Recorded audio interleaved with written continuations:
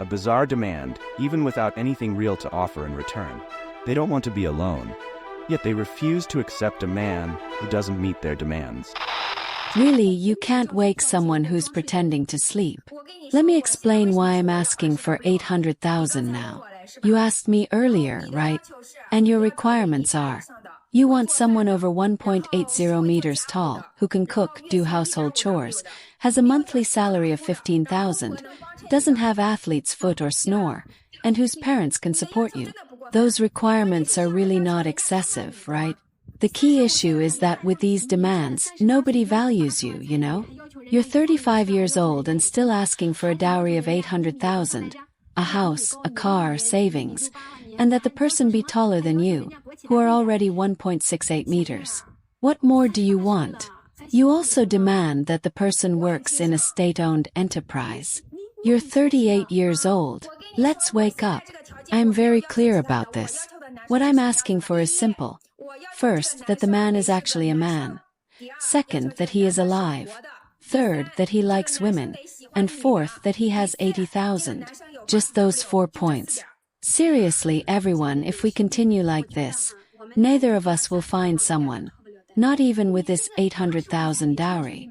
Really, the situation might not be good for you. I'm 38 years old this year. A few days ago, someone introduced me to a potential partner, and I went to meet him. During the dinner, I presented him with these 5 conditions, and he immediately rejected them. When he went back to speak with the matchmaker, he said my demands were too high. The matchmaker also said my demands were too high. I think these 5 conditions are not high at all. I'm going to discuss these 5 conditions today and see if they are really high.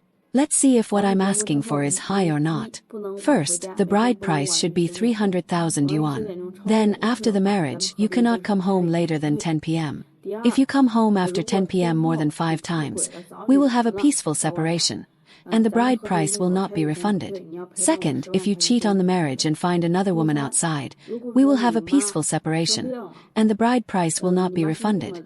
Additionally, you will need to compensate me with 100,000 yuan for emotional damages.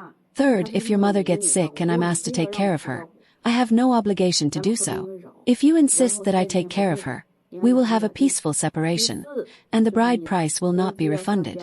You can do as you please. Fourth, your salary must be handed over to me. You can keep 1,000 yuan per month as pocket money. If you don't hand over your salary, we won't be able to continue the marriage. We will have a peaceful separation, and the bride price will not be refunded. Fifth, I don't like socializing and I don't like attending events with your relatives and friends. If you insist that I go, we will have a peaceful separation, and the bride price will not be refunded. I proposed these conditions, and he rejected me. I've been to many arranged meetings, and many men have rejected me. Are these conditions really high? I don't think so. I think they are entirely to protect women's marital lives. If these men can't meet these conditions, why get married? It's ridiculous. There are plenty of men out there. This year I'm 38 years old, and I've always been single and unmarried. However, since I was young, I've always been very beautiful, the most beautiful girl in the village and the school. My parents always thought that with my looks, I wouldn't have any trouble finding a husband. But I never imagined that at 38, I would still be single and without a partner. My family is very worried. Recently, my dad had a chance to go out for drinks with an old colleague, and this colleague wanted to introduce me to his nephew. My dad thought it was a good idea since the guy is only 30 years old, much younger than me. So my dad didn't hesitate and agreed. Today, my dad and I, along with his colleague and the nephew, went to a lamb restaurant for the meeting. We had lamb soup, hand-pulled lamb, and other dishes. To be honest, my dad's colleague liked me a lot, but since he has a daughter, he thought he should introduce me to his nephew. When we discussed issues like the house and the car, my dad said that it was necessary to have both, and since I'm so beautiful, the dowry should be 1 million. When the nephew heard this, he stood up and ran away, not even paying for the meal. My dad was furious, saying, "How can this be? For such an excellent girl, is 1 million in dowry too much? On my way home, I thought the guy was quite good, about 1.75 meters tall, and I felt interested. However, my dad said that if he doesn't have 1 million in dowry, I definitely can't be with him. Now I'm very uncertain. At 38, is it too exaggerated to keep demanding so much? Will I never get married because of my high standards? I'm really anxious. But I think my parents are overly confident. At today's dinner we had peanuts, plums, peaches, and cucumbers. The meal was served. I'm not very sure. For those who are already married, did you find your partner yourself? I feel like, apart from introductions from family or friends, there aren't many other ways to meet someone. You might think, how can it be that you can't meet anyone? But the truth is, it's really difficult. Look around you, how many colleagues have married colleagues? It's quite rare, right? I've worked in many places, and in one of those experiences, I met a colleague whose partner was also a colleague. Others don't have that kind of relationship. Think about it. Spending the whole day together at the office and then going home together at night 24 hours a day. I really don't like that idea. I don't like office romances. I also don't like dating someone in the same situation as me or something like that. I think being too close can be problematic. I feel that people need a little space. So, it really is difficult to find someone. If you don't have many friends, if your relatives and friends can't make introductions, and if you don't have colleagues or friends of the opposite sex, it naturally becomes more challenging, doesn't it? For example, if you have a more introverted personality like I do, it makes things even harder. At this age, my family no longer introduces me to anyone. With an 8-year-old son, still wants to find a single man. Yesterday, a 38-year-old divorced woman contacted me. During the pandemic, her restaurant business was very poor, and she had no income. She also has an 8-year-old son. She told me she wanted to find a single man with a monthly salary of no less than 30,000, who lives in the city center, and who is at most 3 years older than she is. The main condition was that she did not want to have any more children. I found this very strange and asked her, "You want a single man but don't want to have children with him. Why would he want to marry you? What's in it for him? Just to help raise your son?" She wasn't very happy with the question and replied, "I'm already 38 years old. Do I have to have another child? Isn't that making things even harder for me? I already have difficulty taking care of one child. Having another would only be more exhausting. I want to marry to have fewer burdens and live a bit more comfortably. If marriage means suffering, then what's the point? Besides, when I marry, my child will also be his child, won't he? He will have to call him dad as well. And with so many men unable to find a wife, I'm willing to marry him, so he should be happy." Hearing this really surprised me. Additionally, she said that the man she married must provide a dowry of at least 200,000, plus the 3 traditional gifts, and nothing could be missing. In the end, I was left with no choice but to say, with these demands, finding a single man is very unlikely.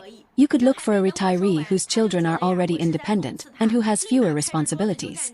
Before I could finish speaking, she thought I was being sarcastic and abruptly stood up, banging the table, and said, "Even though I'm almost 40, I take care of myself. Look, I only appear to be in my early 30s. How could I marry an older man and still have to take care of him? That's impossible." Hearing this, I really couldn't hold back and responded directly. "Aren't you just looking for an ATM? You have nothing and only want to take advantage of others. No matter how young you dress, you are still almost 40. How can you compete with women in their early 30s? Your greedy demands and arrogant attitude are hard to tolerate." Before I could say more, the woman turned and walked away. Regarding this matter, teacher Ziching would like to tell everyone, when looking for a partner for marriage, we shouldn't always think about taking advantage of others, only demanding without giving anything in return. Others are not fools. We should first assess what we have and then make our demands. What do you think? I find it really funny just thinking about it. Let me tell you something. Yesterday I went on a blind date. So I'm 38 years old, and I said to the person I was meeting, "Even though I'm 38, The dowry is 380,000. And he got so scared that he just ran off without saying a word. Honestly, I think that's really pathetic. It felt like we weren't even on a blind date, like we didn't know each other at all. When I presented my conditions, I've been on many dates before. But at least people exchange a few polite words, right? Not like him, he just ran straight out the door.